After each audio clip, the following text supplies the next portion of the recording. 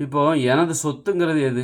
எனது சொத்தாக நான் எதை விட்டு செல்கிறேன் அப்படின்னா, இந்த மொழியை தான் நம்ம விட்டு சொல்கிறோம். இந்த மொழி தான் என்னுடைய சொத்து, என்னுடைய பெருமை அப்படின்னு நம்ம இதை விட்டு சொல்கிறோம். அப்போது நம்ம முன்னோர்கள் சேர்த்த நமது முன்னோர்கள் எப்படி வாழ்ந்திருக்கிறார்கள் அப்படின்னா நம்ம மொழியை பார்த்தாலே தெரியும்.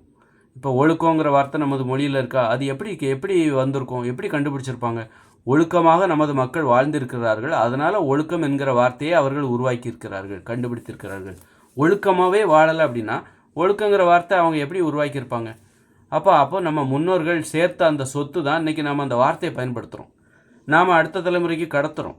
ஒழுக்கங்கிற வார்த்தையை ஒழுக்கமாக வாழ்ந்து தான் கடத்துகிறோம். நாம் ஒழுக்கமாக வாழலை, நமது முன்னோர்கள் ஒழுக்கமாக வாழ்ந்திருந்தால் நாம் ஒழுக்கமாக வாழலை அப்படின்னா அவங்க அந்த வார்த்தையை உருவாக்குனாங்க, அதை நம்ம தொலைச்சிருவோம். இப்போ யாருமே தமிழர்கள் ஒழுக்கமாகவே வாழலைப்பா. ஆனால் கடந்த காலத்தில் நமது முன்னோர்கள் ஒழுக்கமாக வாழ்ந்திருந்தாங்க. அவங்க ஒழுக்கமாக வாழ்ந்து ஒழுக்கம் என்கிற வார்த்தையை கண்டுபிடித்திருந்தார்கள்.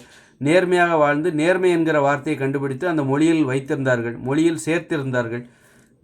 மொழி தான் நமக்கு சொத்து. அப்போ நாம் அந்த சொத்தை என்ன பண்ணுறோம்? நாம் நேர்மையாகவே வாழலை, ஒழுக்கமாகவே வாழலை அப்படிங்கும்போது ஒழுக்கங்கிற வார்த்தையை நாம் தொலைச்சிருவோம், நேர்மைங்கிற வார்த்தையை தொலைச்சிருவோம். யாருமே நேர்மையாக இல்லை, யாருமே உண்மையாகவும் ஒழுக்கமாகவும் இல்லைன்னா அந்த ஒழுக்கம், உண்மை, நேர்மை அந்த வார்த்தையை நம்ம பயன்படுத்த மாட்டோம். இப்போ திருடர்களுக்கு ஒழுக்கங்கிற வார்த்தையை என்றைக்கா பயன்படுத்துவாங்களா? திருடுறவங்க, ஒழுக்கம் இல்லாதவர்கள், சமூக விரோதிகள், ஒழுக்கங்கிற வார்த்தையை, நேர்மைங்கிற வார்த்தையை என்றைக்கா பயன்படுத்த மாட்டாங்க.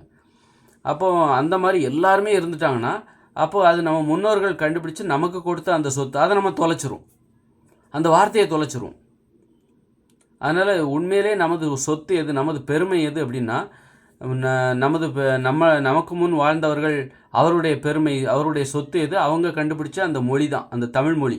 அதை நம்மக்கிட்ட கொடுக்குறாங்க, வார்த்தைகளை கொடுக்குறாங்க. அந்த சொத்தை நாமளும் பயன்படுத்துகிறோம். அவர்கள் எப்படி வாழ்ந்து உருவாக்கினார்களோ அந்த சொத்தை அந்த நாமளும் பயன்படுத்துகிறோம். உண்மையாக இருக்கும், உண்மைங்கிற வார்த்தையை அந்த பாதுகாத்து வரும். அப்புறம் நம்ம தலைமுறைக்கும் அதை கொடுக்குறோம். நாம் உண்மையாக இருந்தால் தான் நாம் உண்மைங்கிற வார்த்தையை அடுத்த தலைமுறைக்கு கொடுக்க முடியும். அதனால் இப்படி தான் பாருங்கள், நிறைய நல்ல வார்த்தைகள்லாம், பண்பு இதெல்லாம் பார்த்தா இப்போ யாரும் பயன்படுத்துறது குறைஞ்சி போகுது. அதனால் நேர்மையாக இருக்கிறவங்க இருக்காங்க, உண்மையாக இருக்கிறவங்க, அவங்க தான் மொழியை பாதுகாக்கிறாங்க. நமது முன்னோர்கள் அவர்களுடைய பெருமையை, சொத்தை பாதுகாப்பவர்கள் யாருன்னா இன்றைக்கி உண்மையாக இருக்காங்க பாருங்கள், இன்றைக்கி நேர்மையாக இருக்காங்க பாருங்கள், ஒழுக்கமாக இருக்காங்க பாருங்கள், பண்புடன் இருக்கிறார்கள் பாருங்கள். அவங்க தான் நமது முன்னோர்கள். நமது உண்மையான பெருமையாக இருக்குல்ல, அந்த மொழி தான் நமது பெருமை, அதை பாதுகாக்கிறவங்க அவங்க தான். சமூக விரோதிகள் இருக்காங்க பாருங்கள், அவங்க நமது முன்னோர்களை நமது பெருமையை அழிக்கக்கூடியவர்கள். வாழ்ந்து அது அழிக்கிறாங்க. நேர்மையாக வாழாமல், சமூக விரோதிகள்லாம் பார்த்திங்கன்னா உண்மையாக வாழாமல், ஒழுக்கமாக வாழாமல் நமது முன்னோர்கள் சேர்த்த அந்த சொத்தை அழிக்கிறார்கள், பெருமையை அழிக்கிறார்கள். அழிக்க நினைக்கிற அதனால் சாத்தான்கள், அவங்க தான் பேய்கள். எவ்வளோ பொறுப்பற்ற செயல் பாருங்கள். அதனால் இன்னமும் இந்த மொழியை பாதுகாக்கிறவங்க அப்போ யார்? இன்றைக்கி தமிழ் மொழி நம்ம சொல்கிறோம்ல, எவ்வளோ காலத்தை கடந்தும் இன்றைக்கி நிற்கிது. நிறைய மொழி அழிஞ்சு போச்சுன்றாங்க. பார்த்திங்களா, ஒரு மொழியவே அழிச்சிட்டாங்க பாருங்கள்.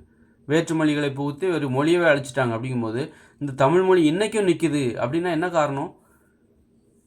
அந்த ஒழுக்கமாக வாழ்கிறாங்க பாருங்கள், நேர்மையாக வாழ்கிறாங்க பாருங்கள், அவங்களால தான் இந்த மொழி இன்றைக்கும் பாதுகாக்கப்படுகிறது.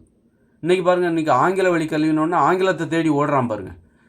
இந்த மொழிங்கிறது வெறும் மொழி கிடையாது, அது நமது முன்னோர்களின் வாழ்க்கையோட சொத்து, அவங்க சேர்த்து வச்ச சொத்து. அதான் உண்மையாக வாழ்ந்ததுனால தான் உண்மைங்கிற வார்த்தையை தான் கண்டுபிடிச்சாங்க. குடும்பமாக வாழ்ந்து குடும்பங்கிற வார்த்தையை கண்டுபிடிச்சி அவங்க சேர்த்து வச்சுருக்காங்க. அந்த சொத்தை நம்ம கையில் கொடுத்துட்டு போயிருக்காங்க. நாம் என்ன பண்ணுறோம்? யாரோ ஒருத்தர் வேறு ஒரு இங்கிலீஷ் மொழி கண்டுபிடிச்சோடனே அவன் மொழியை அவன் கண்டுபிடிச்சி வச்சுருக்கான். அவன் குடும்பம் ஃபேமிலியாக வாழ்ந்து ஃபேமிலிங்கிற வார்த்தையை கண்டுபிடிச்சி வச்சுருக்கான். உடனே இதை விட்டுட்டு அங்கே போயிட்டோம். நம்மக்கிட்ட இருக்கிற எல்லாமே அங்கே இருக்கா. உறவுமுறையில் நமக்கு நிறைய உறவுமுறைகள் இருக்குது. அண்ணன், சித்தப்பா, சித்தி, மாமா, அத்தை, பெரியம்மா, பெரியப்பா, தாத்தா, பாட்டி, அண்ணி, மதினியார், கொழுந்தன், இப்படி ஏகப்பட்ட உறவுமுறைகளை நம்ம வச்சுருக்கோம். அவங்கள அவ்வளோ உறவுமுறை இல்லை. அப்படின்னா என்ன அர்த்தம்? நம்ம உறவுமுறையில் இவ்வளோ வேறுபாடுகளை நம்ம முன்னோர்கள் பார்த்துருக்காங்க, உணர்ந்துருக்காங்க. அது நம்முடைய சொத்து. நீங்கள் ஆங்கிலத்தை ஏற்றுக்கிட்டு தமிழை தொலைக்கும் போது நமது முன்னோர்களின் அந்த உழைப்பு காணாமல் போயிடும். அதனால் மொழி தான் நமது சொத்து.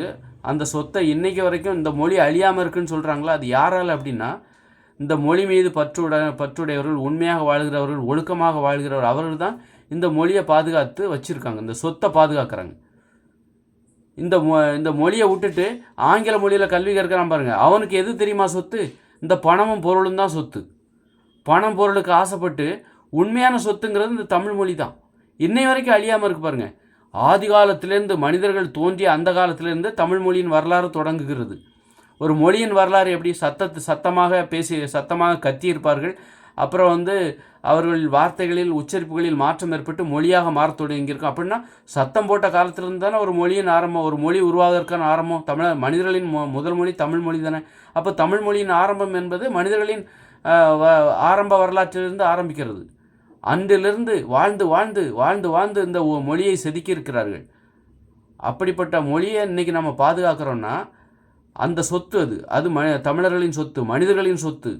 அந்த சொத்தை பாதுகாக்கிறவங்க யார்? உண்மையாக வாழ்கிறவங்க, ஒழுக்கமாக வாழ்கிறவங்க, தாய்மொழியை நேசிக்கிறவங்க, நேர்மையாக வாழ்கிறவர். அவர்கள் தான் இந்த மொழியை பாதுகாக்கிறாங்க. நீ இன்றைக்கி போனோடனே எனக்கு இங்கிலீஷ் மீடியம் தான் வேணும், ஹிந்தி தான் வேணும்ன்ட்டு ஓடுறப்பாரு. ஒன்றை நம்பி நீ இந்த சொத்தை அழிச்சிருவே. உனக்கு எது தெரியுமா சொத்து? நீ எதுக்காக ஹிந்தி படிக்கிற? எதுக்காக ஆங்கிலம் வேணும்னு சொல்லிகிட்டு இருக்க? இந்த பணத்தையும் பொருளையும் சம்பாதிக்கிறதுக்காக தானே. பணத்தையும் பொருளையும் இடத்தையும் சம்பாதிக்கிறதுக்காக என்ன வேணாலும் நீ பண்ணுவ. ஒன்றை மாதிரி ஆட்கள் இந்த மொழியை காப்பாற்றலை. இன்னைக்கும் இந்த மொழி இன்றைக்கி நிற்குதுன்னா ஒன்றை மாதிரி ஆட்களால் அது இல்லை. நீ இன்றைக்கி எனக்கு ஹிந்தி தான் வேணும், எனக்கு இங்கிலீஷ் தான் வேணும்ன்ட்டு ஓடுறல. ஒன்றை மாதிரியான ஆட்களை நம்பி ஒன்றும் இந்த தமிழ் இவ்வளோ நாளைக்கு நிற்கலை. நீ பெருமைப்பட்டுக்காத. இந்த மொழி இவ்வளோ நாள் இருக்குது, ஏன் தமிழ் மொழி இவ்வளோ நாளைக்கு இருக்குது அப்படின்னா நீ என்ன மொழி படிக்கிற? உன் பிள்ளைகள் என்ன மொழி படிக்கிறாங்க? இங்கிலீஷ் மீடியத்தில் படிக்கிறாங்களா? அல்ல ஹிந்தி படிக்கிறான்னு ஆசைப்படுறியா? ஹிந்தி படிக்க முடியலன்னு கவலைப்பட்டுட்டு இருக்கியா? அப்போ ஒன்னாலெல்லாம் இந்த மொழி இவ்வளோ நாளைக்கு கொண்டு வரப்படலை. ஒன்றை மாதிரியான சமூக விரோதிகளை நம்பலை. இந்த ஒழுக்கமாக வாழ்ந்து எளிமையாக வாழ்ந்து தாய்மொழியை நேசித்து தாய்மொழியில் கல்வி கற்கிற அவர்கள் தான் இந்த மொழியை கடத்தி கொண்டு வந்திருக்கிறார்கள். அவர்களால் தான் நீ இன்றும் தமிழ் பேசி கொண்டிருக்கிறாய். மொழி தான் நமது சொத்துங்கிறத மறந்துடாதீங்க.